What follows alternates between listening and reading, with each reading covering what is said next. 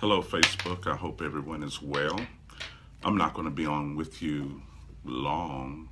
It's been a while since I've been on live and been doing a lot of different things and getting things together and getting things situated. So I'm happy that you're joining me. I'm happy that you're joining me right now. I just want to share a little bit about hearing God and being settled. Hearing God is one of the greatest uh, principles or the greatest experiences of maturity that we will ever get, because it means that we have learned to discern and trust the divine within us, and hearing it and obeying it confidently, knowing the difference between God and a person with the best logic. And I think most times we are impatient in hearing and becoming settled in knowing that this is a God instruction or this is God. I think it's more easy to hear a person that we're confident in who has the best logic than hearing our own divine intuition and God move in our life. We're filled with the Spirit, but most of us haven't mastered finding confidence. Say the word confidence. In hearing God, we hear, but we don't know if it's us or our desires. And I believe one of the greatest powers of maturity is when you could differentiate between your logic, your experience, your mistrust, and you could actually clearly hear your Father speak to you. Now, the reason most of us are not confident, and I'm not going to hold you long, it's a pretty day outside, and I know you want to get out there. The reason most of us are not confident is that we don't have a daily, moment by moment, interactive confidence with the divine. I think we're troubled by people and situations and things, and we have an up and down rhetoric or rhetorical relationship with God. We may not fully function from the seed of God in every moment, because I believe we're troubled by things we see, we're troubled by things we hear, we're troubled by this, we get involved in this, and we're kind of touchy-feely, we're kind of emotionally driven, and there is not a consistent confidence. Say the word consistent confidence. In some cases, there is not a consistent confidence in what we live from. See, what you live from will determine what you see from and what you see. If you live from, what is living from God? Is it living that knowing that God exists? Is it living knowing the Bible? See, when you live from the attribute of the divine, which means I live from this, I'm not trying to get to it, but I live from it, you will hear what you live from. Write that down. I hear what I live from.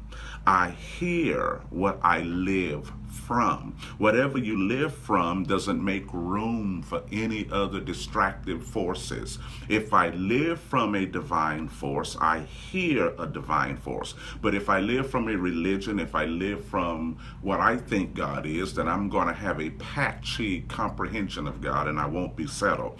Most times we're not settled is because we are talking to people who have good logic, but we are void of hearing God in ourselves, and not just hearing God about an event, but hearing God, period. When you live from God, when you're in a new situation, you won't have to hear God about the event. When you live from God, you won't have to be in a new situation and see what God has to say about the situation, because you know when you're living from God, you would constantly be directed into God situations. Because I live from God. If I live from God, I will constantly be directed into God situations. But when people are having trouble with being settled in what they're hearing, there's going to be something. You're going to have to overprove. You're going to have to prove it. You're going to have to force it, because people are trying to trust you without hearing God. And so I believe one of the greatest acts of maturity is hearing God. How well do you hear God? How well do you hear God? Do you have a peace? Because when you hear God, there is a peace. When you look for the person with the right character to give the right logic, you're kind of thrown, because you're always going to be at the mercy of the character of a person. But when you have heard God, then you don't have to look, because I've heard God. So before I go, how many of you have mastered the power in hearing God? Because that's where settledness comes from. That's where settledness comes from, because I have heard the voice of God. I have heard God. So because I hear God, that brings a settledness to me. When I hear God, the movement of other things outside of me is irrelevant. What you call me or what you say to me is irrelevant, because I have heard God.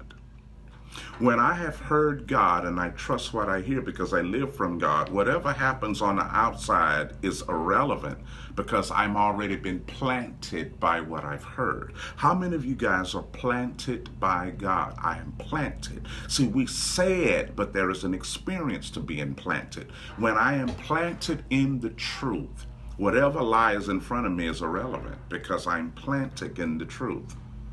There's no sometimes, there is no whatever. No, if I'm in the truth, whatever's outside of me is irrelevant. Whatever is moving outside of me is irrelevant. So how many of you have heard God? How many of you have heard God and you are planted in that? So it means whatever lies out there is irrelevant. It makes no difference. I'm in it. And you become settled. I think most of our life, we have built our life on the logic of people we trust. And I think we have built most of our life and our movements on the counsel of people we trust, who gives us the best logic that we find peace with. But the greatest peace is when you hear God in your spirit, in your intuition, in your thought. And sometimes we are afraid to hear the God we say we serve, because we live so erratic in our relationship and promise and authenticity with God. And when you have an irrational, erratic connectivity with God, not I'm a Christian, no, my daily function is erratic. When you have an erratic life, you need a stable person to talk to you. And you become confident in a stable person who lives more stable than you, than God in you. And then you become irked because you need another person to give you good rhetoric or good logic. And you feel that you're being moved or controlled by a person who's giving you logic rather than peace in God. When we live erratic, we don't know how to hear. And you constantly have to submit to the voice and the counsel of a person that you may not have faith in. So I'm going to ask you something. How many of you have faith in the truth that you live? Not in the truth that you read about, but in the truth that you live. The truth that you live. In the truth that you live. See, when you have an experience with the truth that you live from, then I don't have to be addicted to the counsel of the character of a person who may give me the better logic.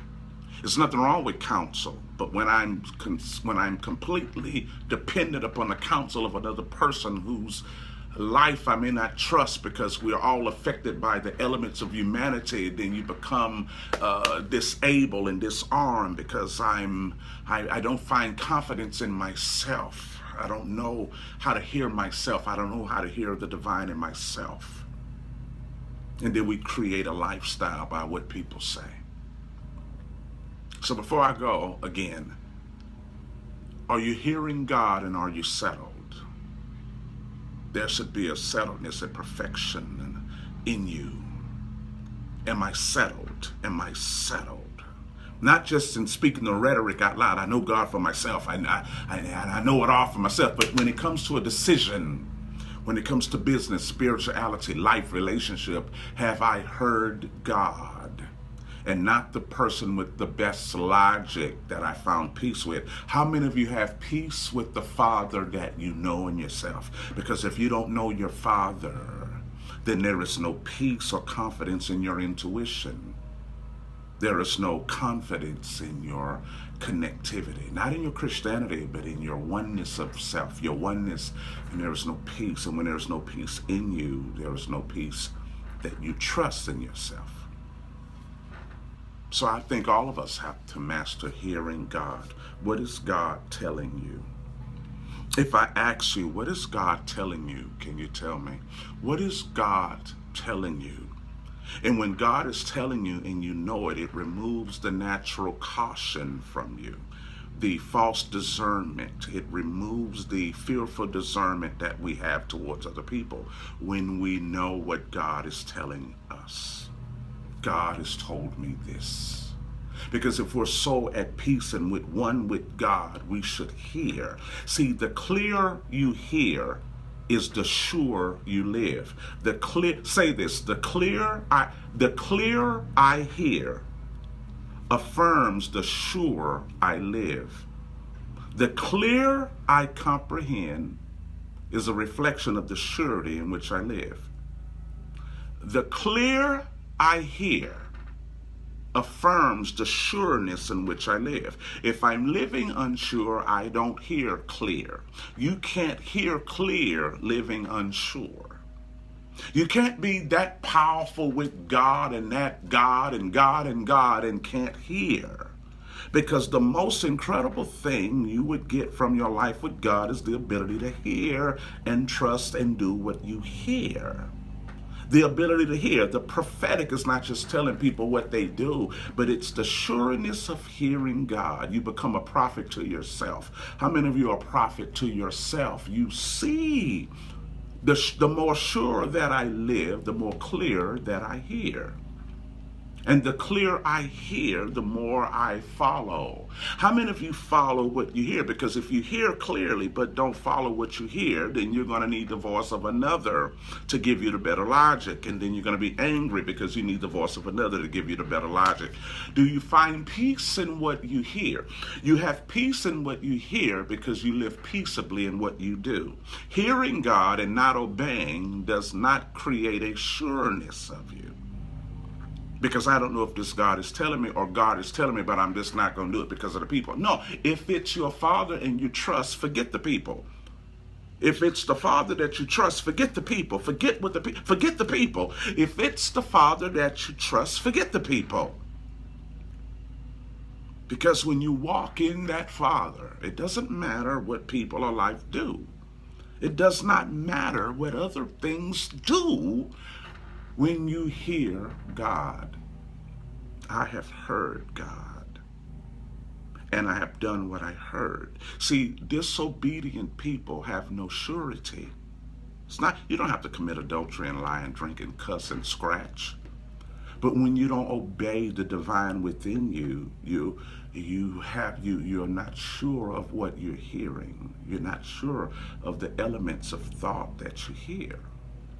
And therefore, we're not settled because I need someone to have the better logic.